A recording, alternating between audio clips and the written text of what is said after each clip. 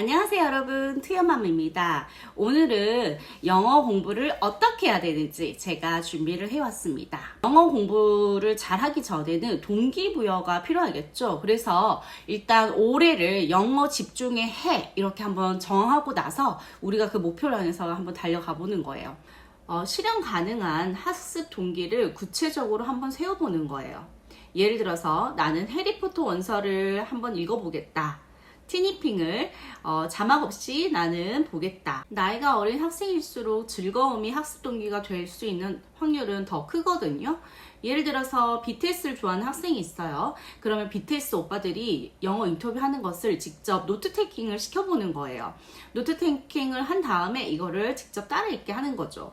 그리고 나서 나중에 스크립트랑 비교해봤을 때 내가 얼마나 잘 들었는지 이번에는 내가 이렇게밖에 못 들었는데 한 2달 정도 영어 공부를 하고 나니까 나 이만큼 들었어. 이런 식으로 해서 구체적으로 좀 자기가 현실 가능한 동기부여가 될 수 있는 이런 목표를 세우고 나서 영어 공부를 시작하는 게 좋습니다. 학습 동기가 분명해지면 아이들이 더 관심을 가지고 즐겁게 공부를 할 수 있기 때문입니다. 하지만 영어 공부를 학습적으로 해야 되는 게 맞기 때문에 저는 유튜브나 DVD나 이런 드라마나 넷플릭스를 이용해서 영어 공부를 하는 것보다는 영어 학습서를 이용해서 공부하는 것을 더 추천드립니다. 그리고 학습 교재를 선택을 할 경우에는 자기의 실력보다 딱 한 단계 정도 높은 수준의 교재를 선택해서 공부하는 게 좋아요. 학습 교재를 선택할 때 약간의 팁을 드리자면 아이에게 직접 선택하게 해주세요. 같이 서점을 가서 아이가 직접 고르게 하는 거죠. 자기가 고른 교재이기 때문에 아이들이 조금 더 애착을 가지고요. 누군가 선택해준 게 아니라 내가 선택한 교재이기 때문에 아이들이 즐겁게 공부를 할 수 있어요. 모든 걸 자기가 선택하면 더 기분이 좋잖아요. 그렇기 때문에 아이들도 조금 더 선택을 했다는 것 하나만으로도 약간 책임감이 생기거든요. 그래서 저 공부를 조금 더 즐겁게 할 수 있습니다. 투연맘, 영어 공부를 할 때 원어민 선생님과 하는 게 좋은가요? 아니면 한국인 선생님하고 공부하는 게 좋은가요? 이런 질문을 하시는 분들도 있어요. 저는 나이가 어릴수록은 원어민 교사보다 한국인 교사를 추천드립니다. 나이가 어린 아이들이 자주 실수하는 문장이나 단어들이 있어요. 이런 거를 빨리 설명을 해줄 수 있는 거는 한국인 교사예요. 근데 아이들이 틀린 거를 영어로 설명해 준다면 이미 어려운데 이걸 영어까지 설명을 하고 있으면은 머리가 아프거든요, 아이들도. 그리고 무슨 말인지 이해를 못 해요. 그렇기 때문에 좀 더 한국 교사들이 아이들이 어떤 부분에서 더 실수를 하고 어떤 거를 보완해 줘야 되는지 더 잘 알고 있거든요. 그래서 저는 아이들에게 한국인 교사가 조금 더 맞다라고 추천드리고 싶습니다. 하지만 고급 영어 실력을 가지고 있는 분들은 당연히 원어민 교사가 훨씬 더 좋아요. 스피킹을 한다거나 아니면 전화 영어를 한다거나 이런 경우는 여러분들의 수준에 맞춰서 원어민 교사를 선택해서 공부를 하는 게 훨씬 더 좋아요. 풍부한 어휘력이나 진짜 현지인들이 쓰는 영어나 이런 표현들도 배울 수 있거든요. 그래서 자기의 영어 수준에 따라서 교사를 선택하는 게 맞다라고 생각합니다. 자, 그러면 제가 파트별로 한번 영어 공부를 어떻게 하는지 제가 정말 영어 강사를 하면서 현장에서 수업했던 방식을 한번 풀어보도록 할게요. 자, 첫 번째 문법 공부입니다. 문법은 가장 필수이고요. 초등학교 저학년부터 시작을 하는 아이들도 있고요. 보통은 고학년 때부터 이제 중학교를 대비해서 문법 공부를 많이 시작하고 있는데요. 문법은 정말 필수입니다. 그래서 문법 공부는 꼭 초등학교 고학년부터는 꼭 시작하라고 말씀드리고 싶어요. 문법 공부가 필수라는 게 왜냐면 영어에 있어서 문법은 뼈대랑 똑같아요. 이 뼈대가 튼튼해야지 거기에다가 단어나 듣기나 이런 것들 다 붙여야지 살이 되고 이게 아름다운 모양으로 형성이 되는 거거든요. 그렇기 때문에 문법 공부는 진짜 필수입니다. 그럼 문법 공부는 어떻게 하냐? 외국 교재보다는 저는 한국 출판사에서 출판한 책들을 선호드립니다. 예전에 저희 시대만 해도 영어 출판사들의 교재들이 다양하지 않았고 보통은 수학의 정석이 있다. 그러면 영어에는 맨투맨이 있다. 이런 식으로 해서 약간 필수 도서처럼 보기 시작했는데요.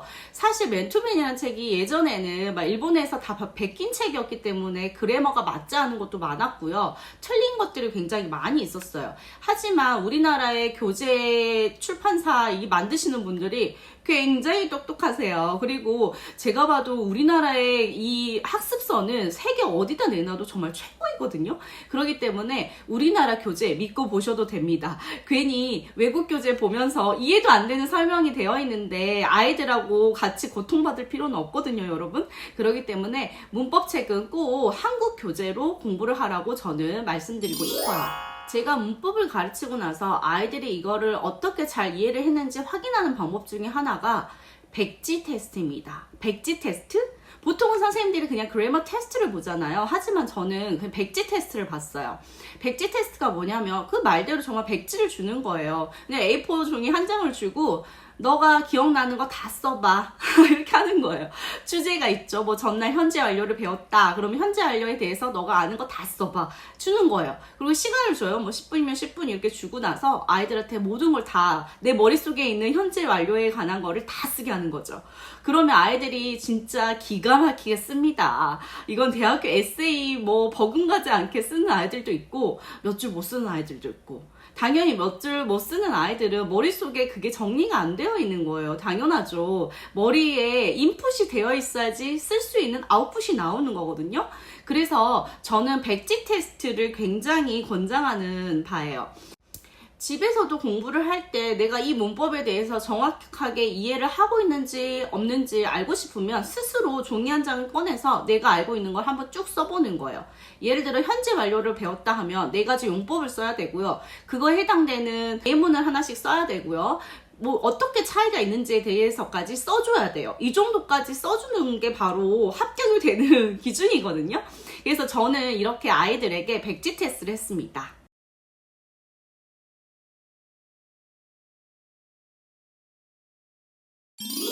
그리고 저는 필수 예문은 하나씩 꼭 암기를 해라 라고 말씀드리고 싶어요. 왜냐면 필수 예문을 하나씩 암기를 해놓으면 물론 백지 테스트 할 때도 도움이 많이 되지만 이 문장을 하나씩 암기를 해놓으면 나중에 문법이 나왔을 때도 문장 암기를 한 거를 비교해서 구분하기도 굉장히 쉬워요.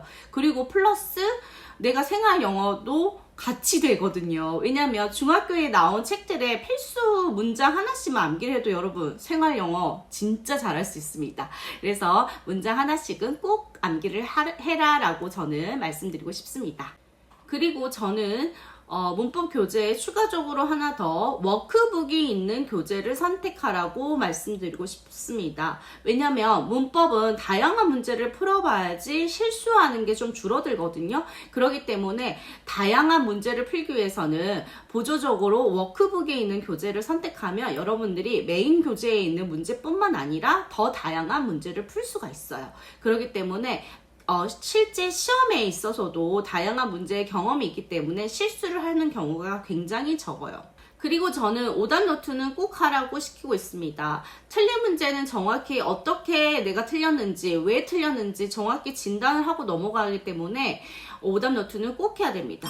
자, 그러면 다음에 우리가 문법을 잘 뼈대를 만들었으면 그 다음에 뭘 해야 되겠죠? 살을 붙여야 되겠죠. 살은 단어인 것 같아요. 살을 붙이려면 단어 공부를 또 많이 해야 되는 게 맞긴 해요. 하지만 단어를 저는 무작정 쓰면서 암기하는 거는 비추하는 바예요. 단어 공부는 되도록이면 어원 위주로 공부를 하길 바랍니다. 사용 빈도가 높은 어원 위주로 공부를 해놔야지 머릿속에도 기억이 오래 남고요. 영어도 나름 단어가 과학적이거든요. 그냥 단순 암기 과목 아닙니다. 그렇기 때문에 여러분들이 전미사나 접두사나 이런 식으로 단어를 공부해두면 오히려 모르는 단어가 나왔을 때도 유추할 수 있는 능력도 생기고요. 단어를 기억하는 것도 굉장히 오래 가거든요. 그렇기 때문에 여러분들이 단어를 단순히 막 쓰면서 암기하는 게 아니라 접두사와 전미사 이런 식으로 어원을 공부하면서 단어를 공부하는 걸 저는 추천드리는 바입니다. 예를 들어서 이런 거예요. 여러분, 서브마린이라는 단어 많이 알고 있었죠. 하지만 서브마린이라는 단어는 서브와 마린이 붙은 단어거든요. 자, 근데 여러분들은 그냥 서브마린, 잠수함 이렇게 외워요. 또 하나 예를 들어볼게요. 서브웨이. 그냥 지하철 이렇게 암기를 하고 있잖아요. 하지만 서브와 웨이라는 단어가 두 개가 떨어져 있고요. 서브라는 단어의 자체 접두사의 의미가 언더나 다운이라는 뜻을 가지고 있어요. 그렇기 때문에 우리 지하철 어디로 다닙니까? 지하로 다니죠. submarine 어떻습니까? 잠수함 바다 밑으로 다니죠. 맞아요. 이런 식으로 여러분들이 sub라는 단어를 하나만 기억을 잘 해도 옆에 있는 단어들이 붙더라도 여러분들이 조금 유추를 할 수 있어요. 그렇기 때문에 무식하게 막 쓰면서 공부를 하는 게 아니라 어원을 조금 찾아보면서 어원이 나온 그 단어책들도 굉장히 많거든요. 그렇기 때문에 이런 걸 활용을 해서 단어 공부를 하길 바래요. 그리고 저는 단어는 항상 누적으로 공부를 하라고 추천드립니다. 예를 들어서 단어장에 데이 1이 있어요. 그러면 두 번째 날은 데이 2를 암기하는 게 아니라 데이 1과 데이 2를 같이 암기를 하는 거죠. 많다고요? 많을 수 있어요. 하지만 데이 1을 복습을 하지 않으면 데이 2만 암기하는 거지 데이 1에 있는 단어는 다 까먹어요. 저희의 머리가 그렇게 기억력이 좋지 않거든요. 기억력이라는 건 자꾸 복습을 해줘야지 장기로 남지 단순하게 내가 한 번 이렇게 해서 바짝 기억하고 그 다음날 다 안 해버리면 다 까먹어요. 사람인지라. 그렇기 때문에 여러분들이 복습을 해야지 단어는 계속 오래 기억이 남아요. 그래서 저는 테스트를 할 때도 예를 들어서 이렇게 테스트를 해요. 데이 1을 봤다. 그럼 내일은 뭐 데이 2를 본다. 그러면 데이 1과 데이 2를 같이 봐요. 그래서 저는 뭐 최대한 100개 정도를 한꺼번에 보는 정도를 보거든요. 그래서 데이 1, 2, 3까지가 되는 거죠. 그러면 이제 그 다음에는 데이 2, 3, 4 이런 식으로 보는 거예요. 그래서 이렇게 누적제로 항상 단어 시험을 보거든요. 그래서 스스로 이렇게 공부를 해보는 것도 굉장히 좋아요. 그럼 단어장을 가지고 어떻게 공부를 해야 되는지 알려드릴게요.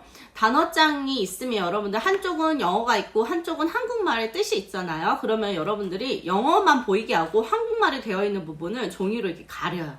A4 하나를 접어가지고 항상 그 단어장에 그냥 꽂아 놓으세요. 그래서 여기를 한쪽을 딱 가린 다음에 내가 영어를 보고 뜻을 알면 패스를 하시고요. 모르겠다 그러면 옆에다가 연필로 발을 정자를 쓰세요. 첫 번째 날 봤는데 모른다 하나, 다음날 봤는데 또 모른다 둘, 셋, 넷, 다섯. 이 단어는 여러분들이 다시 여러 번 복습을 해야 되는 단어거든요. 그러면 이런 단어는 내가 한 3번 이상을 봤는데도 잘 모르겠다 하는 단어는 형광펜이나 아니면 빨간색으로 별표를 하든지 해서 자기만의 표시로 이 단어는 내가 좀 잘 모르는 단어, 자주 내가 까먹는 단어라고 꼭 표시를 해서 포스트잇 한 장에다가 꼭 이 단어를 옮겨 적으세요. 그리고 나서 이 포스트잇을 어떻게 하냐면 자기가 자는 곳에 있잖아요. 거기 바로 머리 위에다가 붙이세요. 뭐 침대면 침대, 뭐나 방에서 자면 벽에다가 이렇게 붙이세요. 그 다음에 자기 전에 한번 보시고요. 그 다음에 일어나자마자 바로 보세요. 그러면 뇌에 굉장히 장기 기억으로 가거든요. 뇌가 약간 반수면 상태일 때 기억을 굉장히 잘하고요. 아침에 눈 뜨자마자 보면 또 기억이 굉장히 오래 간다고 해요. 그렇기 때문에 여러분들이 잘 모르는 단어, 자주 까먹는 단어는 꼭 포스트잇을 활용해서 이렇게 해보시길 바랍니다.